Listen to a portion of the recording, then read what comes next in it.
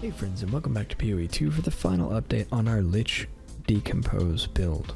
Alright, so how does the build work? Well, this build is operating off of a specific unique that is called Corpsewade. What this pair of boots does is every time you take a step, it casts a spell called Decompose. Now, Decompose consumes the corpse and creates a poison cloud, which you can then ignite to make it explode to deal a bunch of fire damage. We ignore the ignite portion of that and focus entirely on the poison cloud. Now, in order to use this skill, you need to have a corpse available to consume.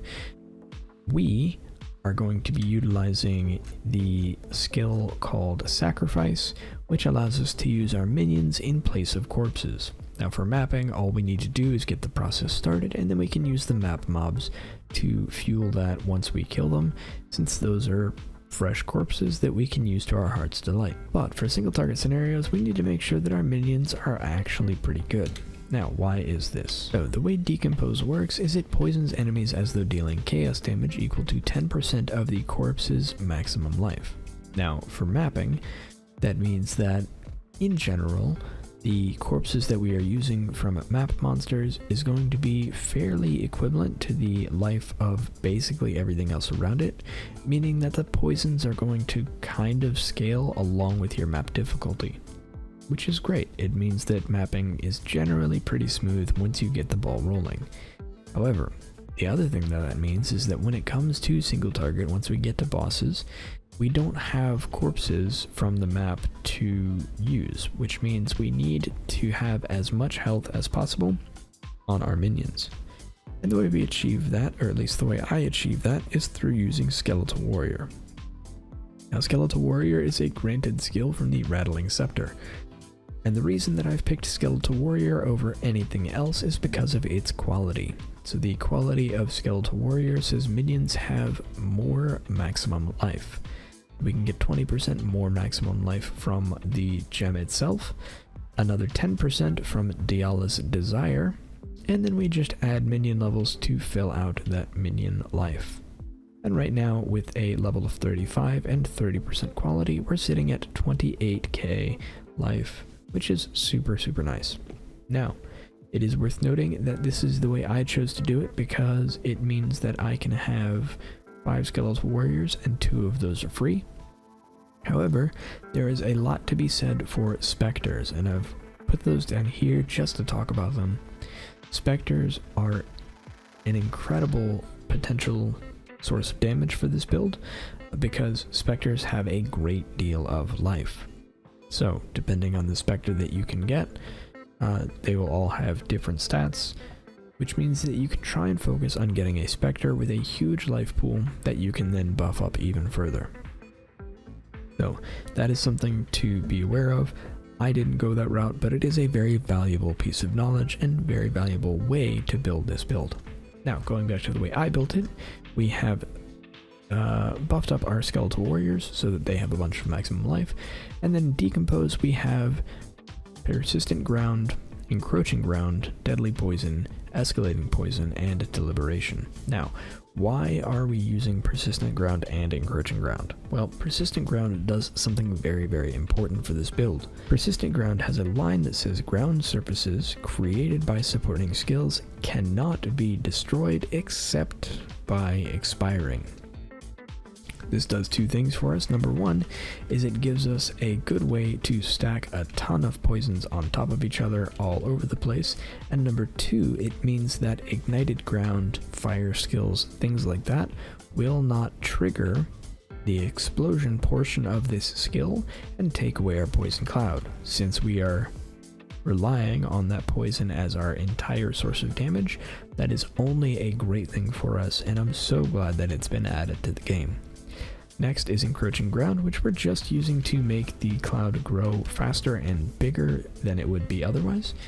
Deadly Poison for more poison damage, and Escalating Poison for an additional poison stack. Deliberation is just an easy way to get a little bit more damage on the skill, although I have seen people use Poison 3 instead and then just have another skill somewhere which inflicts bleed, which I think is probably a better approach. One skill that deals a significant amount of our single target damage is Plague Bearer. Plague Bearer we have buffed up pretty significantly, so it deals a significant amount of damage to single targets, and it's a really great way to make our clear smoother throughout map. So we've added to that concentrated area for more damage and less AoE, astral projection to let us target anywhere where our mouse is instead of just around us, deadly poison for more poison, deliberation for more damage, and finally our Kali's Lust, since we can stack up to 5 poisons with our Decompose, which means 30% more damage with hits on this skill. So these two are our bread and butter for actual damage. Contagion is just here to spread along the poisons, and most of what we have on there is just there to support that. So increase cast speed, magnify the area, and unleash mean that we afflict a lot of things with contagion all at the same time. Back to talking about Decompose really quickly, I wanted to talk about the amount of stacks of poison that we can have.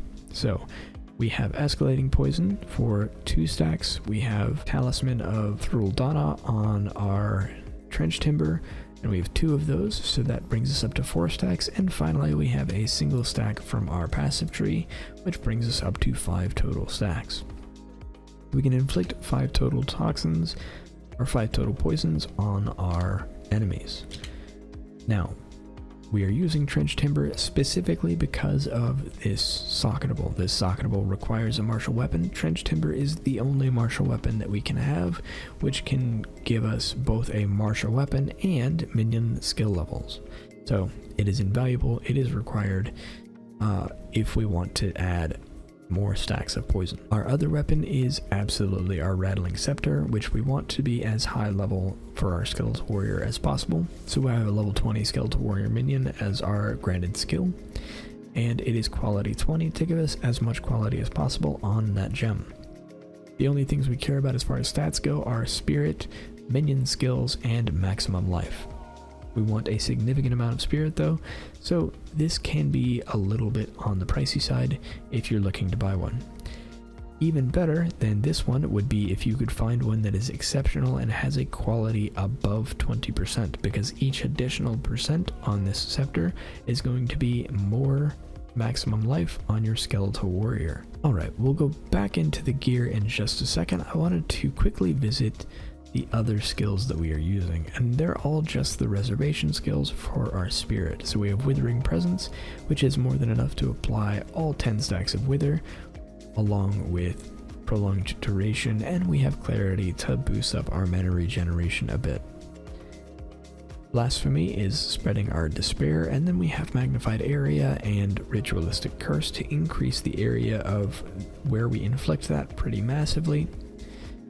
Which is great because we are a Lich, so we have a 33% chance to have something explode if we've cursed it. Now this is both a good and a bad thing, as the explosion is a nice benefit to clear, but the explosion also takes away that corpse, so we can't turn that corpse into a poison cloud. So do what feels best to you. I like it, you might not. Play around with it, see what you like. Sacrifice is what's enabling our entire build to work. Just use Sacrifice and a Minion Mastery. You want as high a level Sacrifice as you can possibly get.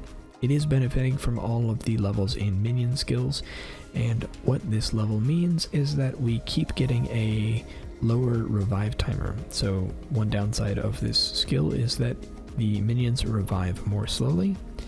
The more levels you have in this skill, the lower this number gets, so the quicker your minions revive. And finally, we have Convalescence, which is backing our defenses. We're using ES as our main defense, and we are using CI, which sets our life to 1 but makes us immune to chaos damage. Convalescence gives us the ability to instantly start the recharge of our ES, and we've got a couple of things to help it out even more. We have Prolonged Duration to give us the buff as long as possible. We have Cooldown Recovery to give us the cooldown of this skill back as quickly as possible.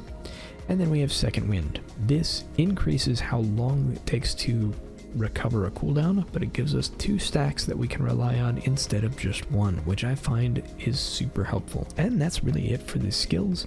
One note here is that the majority of the cost of all of these is in these 2 skills right here, Uthred's Augury and Dialis Desire. I did farm these up on this character, so don't despair all of this is something that you can work toward if you want to start this character from scratch. I started this character when I had almost no currency.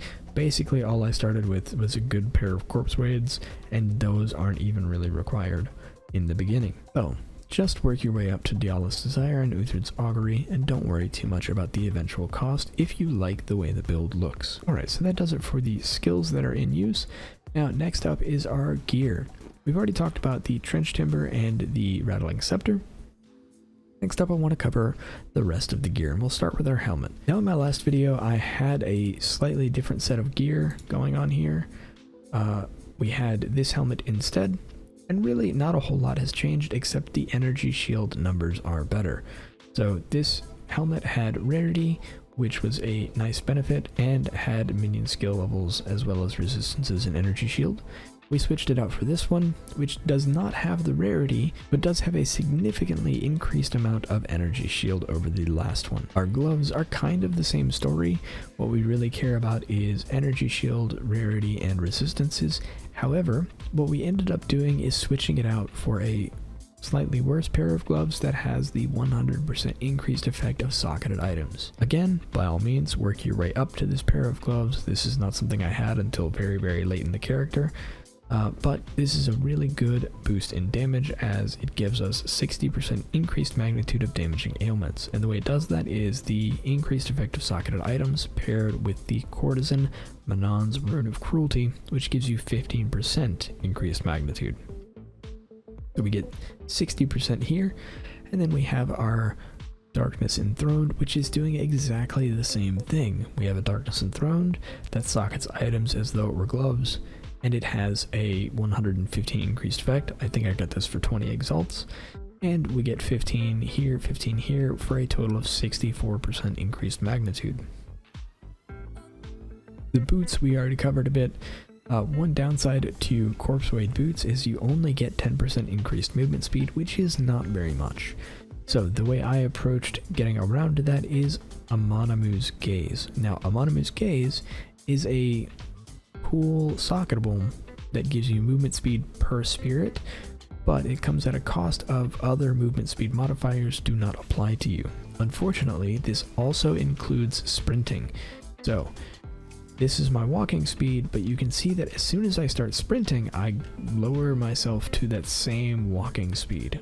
Now, one way to get around this a little bit is I can just roll, and at that roll I have a slightly increased movement speed for just a second before I slow back down. But the other way around this is to use a different rune. There is a plus 5% movement speed rune that you can use instead, which would take you to 15, or in my case 20% movement speed, and would still benefit from sprinting.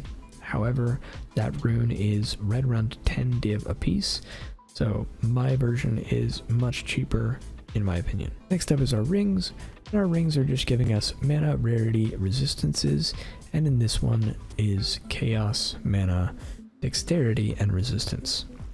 Now, one note here is that this ring and this amulet are both things that I've replaced depending on how I want to be playing the build. This set is kind of the power version, where I want to make my character as powerful as possible.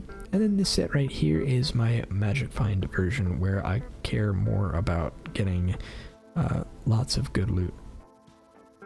So the biggest difference is this amulet has a significant amount of rarity, a little bit of resistances and dexterity, and then energy shield from body armor. This one has max energy shield, global defenses, minion levels, and then the resistance and dexterity as well as mana.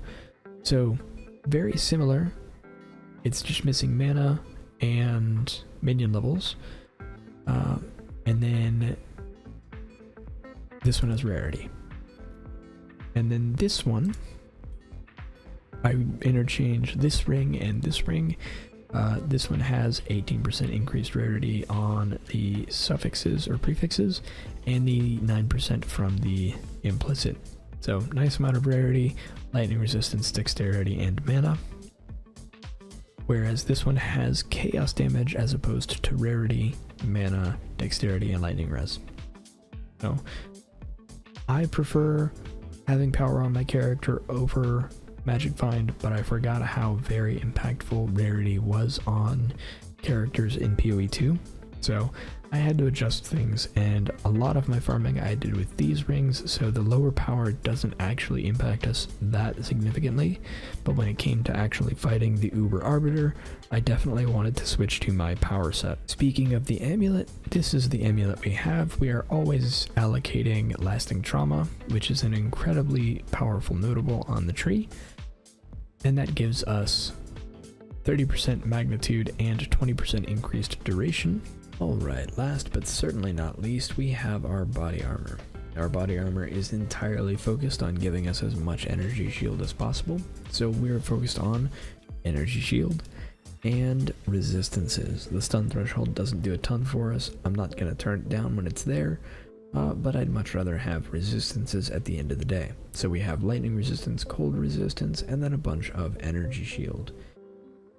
Our body armor is giving us 1000 energy shield at the end of the day, and a little bit of all LE res right here.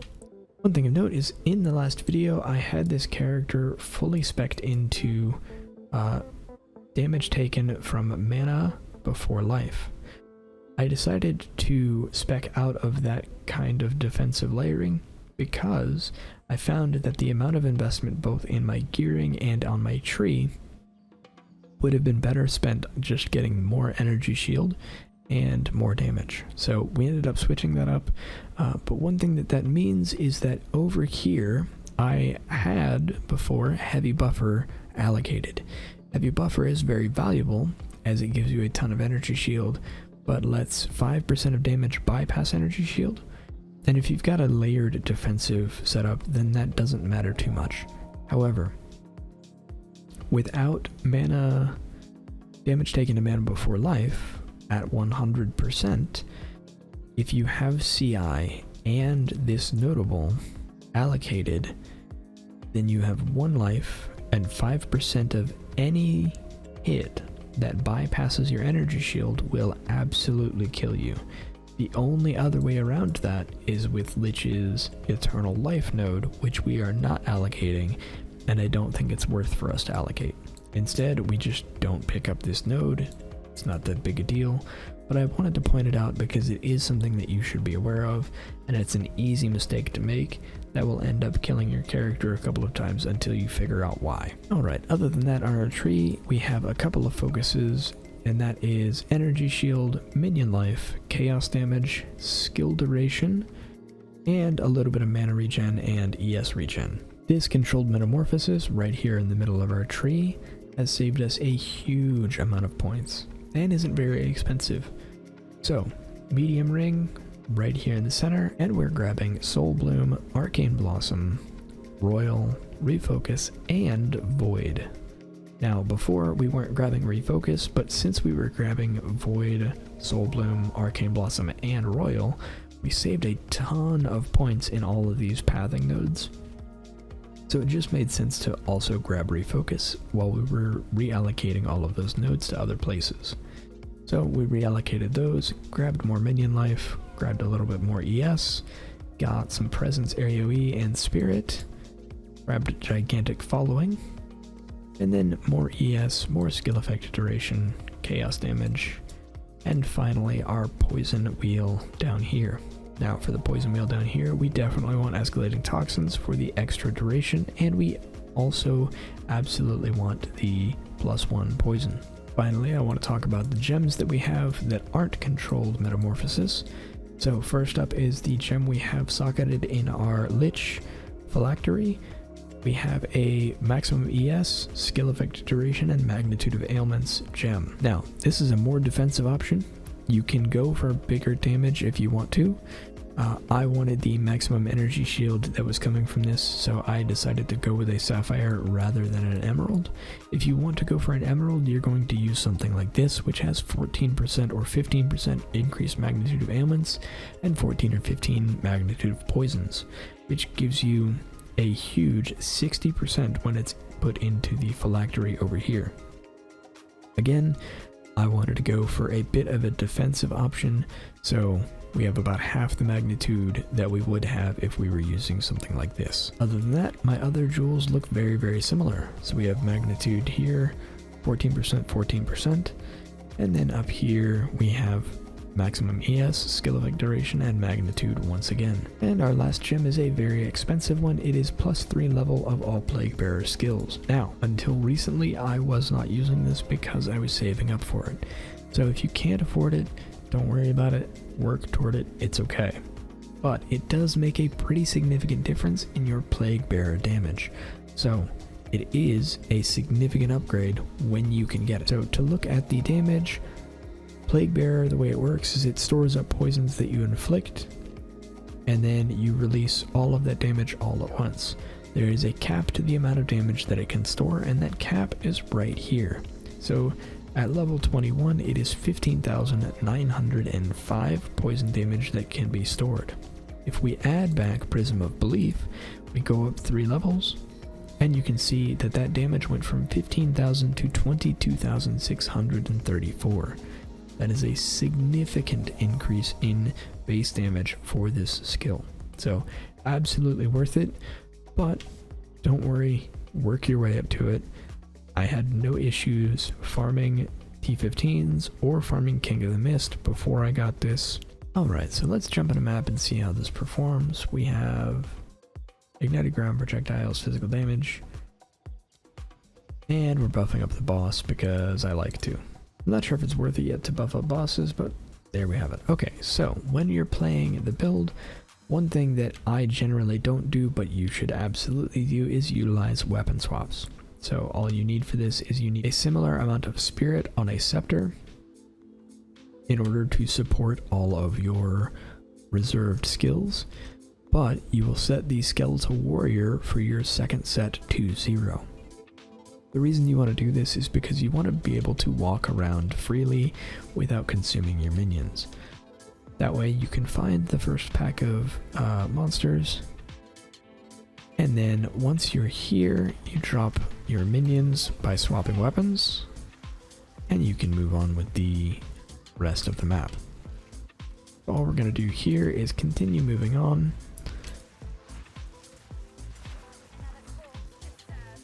And we'll be using Plague Bearer and Contagion in order to speed up our clear. So once we have that kind of set up, we don't really need our minions all the time, so I don't bother weapon swapping myself.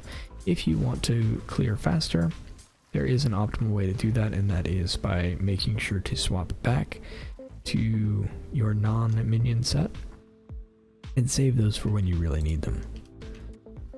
I love this room on this build, it's so good. That's why.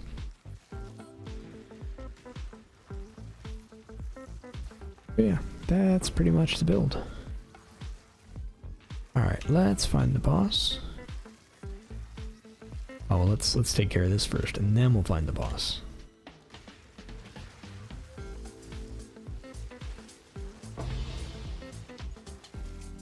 Alright, now let's find the boss. Alright, so we found the boss, and here is where having a weapon swap is very, very handy. So because we don't have our minions up, we can just walk into the boss and fight it. However, if we had spawned our minions at like an inopportune time, we now have to wait 10 seconds in order to get our minions back. So what we can do is just switch over, come in here, and then our minions are ready whenever the fight actually starts. Now we just summon them and throw down with the boss. And all we're going to do is wait for Plague Bearer to be 100% and drop it every single time.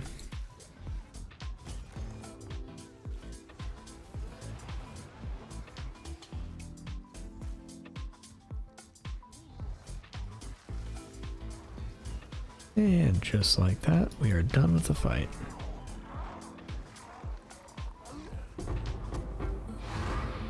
Alright, and that is the build. I'm very satisfied that we were able to take Decompose back to an endgame level, and very excited that my favorite build from the 0.1 patch is back in action. Now, For those of you who have played the build before, you probably remember that last time we did this, we did it on a Pathfinder, and you might be wondering, can we still do it on a Pathfinder?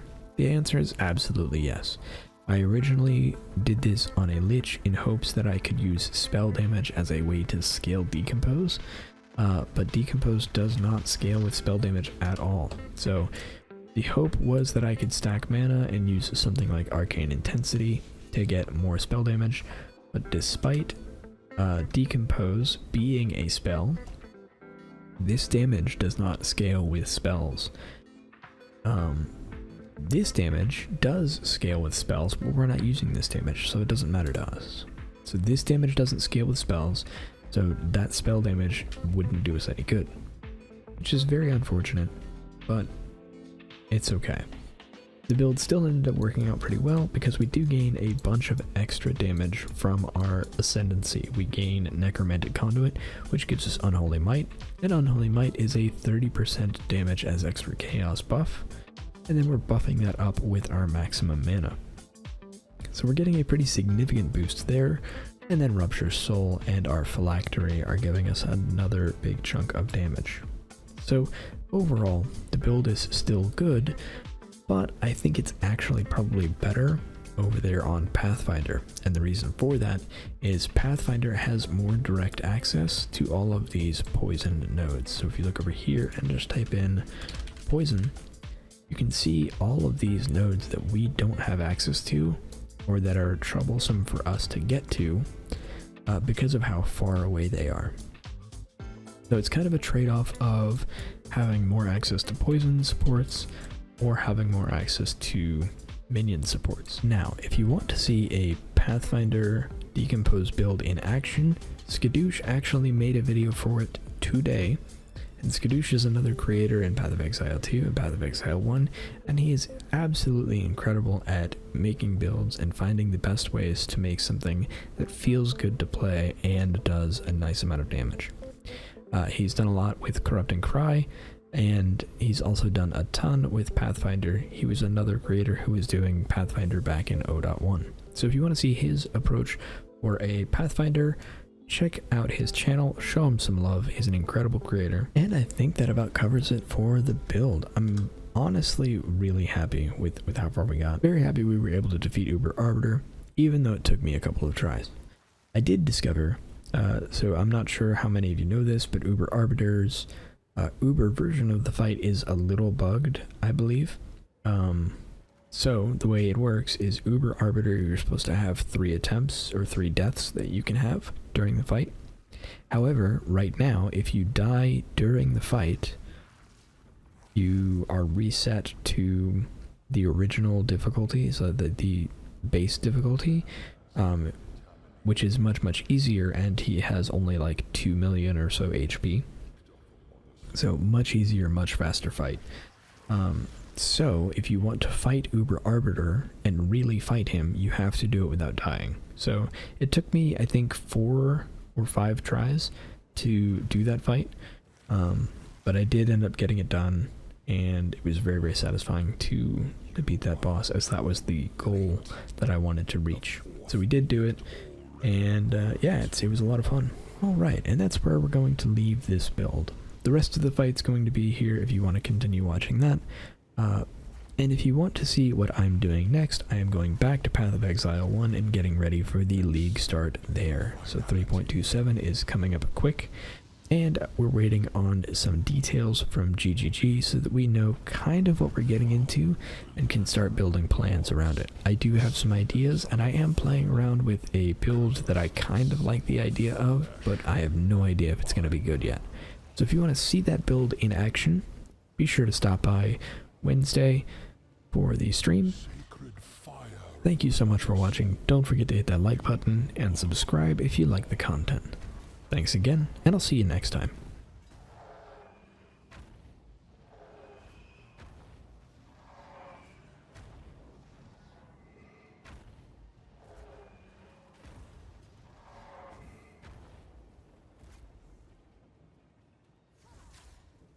Predetermined outcome.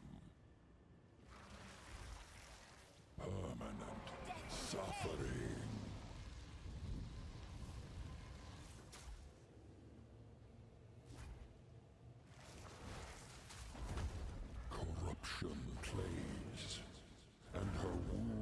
wounds worsen. The cleansing foretold is preordained.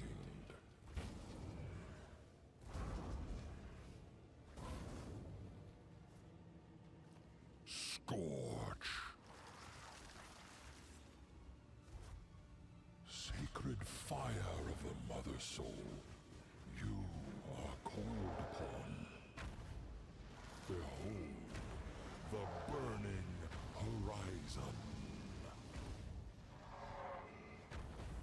Engulf.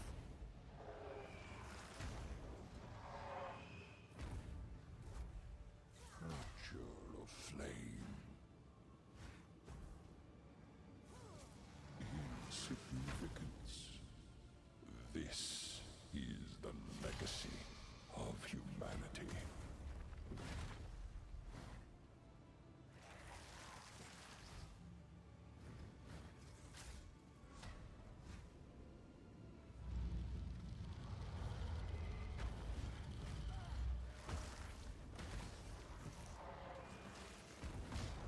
Concede to fate. Acquiesce, mortal. Her anguish must be healed in burning vengeance.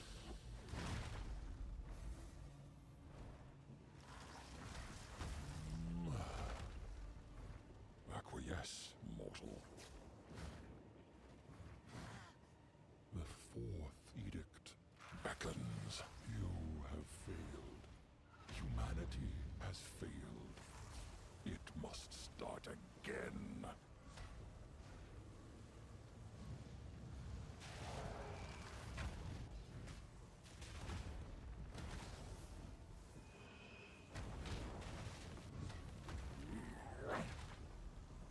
Acquiesce, mortal.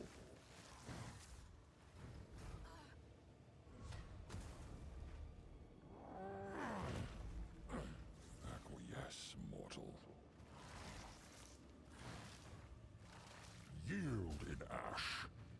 Let fear of the void control you, so she may be reborn. Concede to fate.